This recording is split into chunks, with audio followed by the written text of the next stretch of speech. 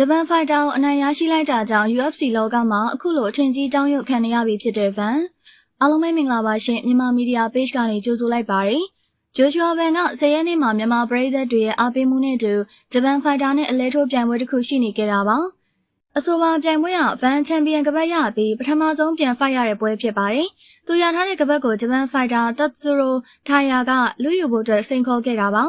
ဒီပွဲကိုမြန်မာပရိသတ်တွေလည်းအရန်ကိုစိတ်ဝင်စားကြကဗန်ရှုံးမှာမမြင်ကျင်ကြပါဘူး။ဒါကြောင့်မို့လို့အားလုံးကတခဲနဲ့အားပေးမှုတွေလုပ်ခဲ့ကြသလိုအနုပညာရှင်တွေကလည်းအားပေးခဲ့ကြပါတယ်။အခုဆိုရင်တော့နောက်ဆုံးမှာဗန်ကအားလုံးထင်ထားတဲ့အတိုင်းမြန်မာပရိသတ်တွေအတွက်ဂုဏ်ဆောင်နိုင်ခဲ့ပြန်ပါပြီ။ဂျပန်ဖိုက်တာကို9ကြီးအလဲထိုးကအနိုင်ယူပြလိုက်ပြီးတော့ဖြူမဲသေးခွဲအောင်ပြသလိုက်နိုင်တာဆိုရင်လည်းမမှားပါဘူး။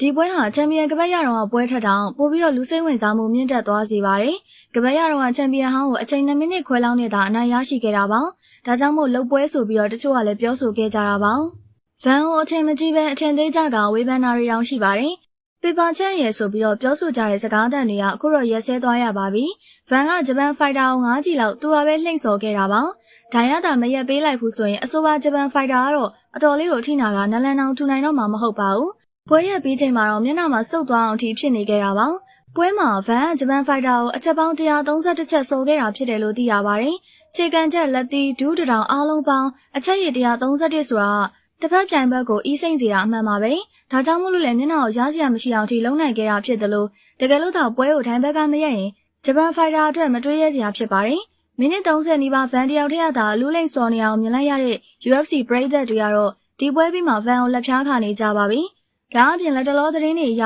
ကတော့ဗန်ကိုဘလူးတရဲဖြစ်တင်စားက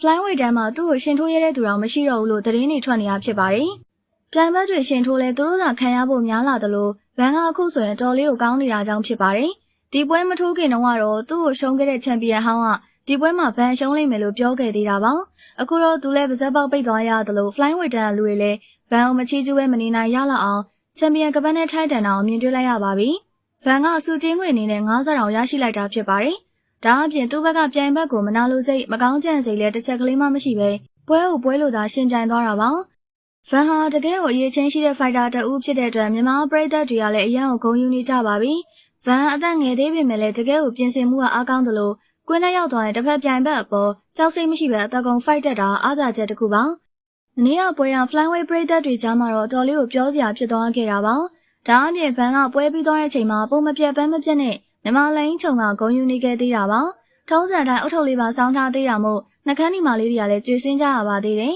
။ဒီကောက်မှာတော့ဗန်နာရရှိတဲ့ပေါ်မိုးဟစ်ကသူ့အကောက်မှာရေးတင်တာအကုန်ပြုခြင်းမရှိသေးပါဘူး။ဗန်အောင်အားပေးခဲ့ရတာလုံးဝမမအောင်ဆိုပြီးတော့ပြောဆိုနေကြတာဖြစ်ပါတယ်။ပရိသတ်ကြီးတို့ရောဒီပွဲမှာဂျပန်ဖိုက်တာကိုအနိုင်ယူခဲ့တဲ့ဗန်ရဲ့အကွက်လက်လာလေးတွေပေါ်အမြင်လေးကိုပြောပြပေးခဲ့ပါအောင်ရှင်။ကြည့်ရှုပေးခဲ့ကြလို့ကျေးဇူးတင်ပါတယ်ရှင်။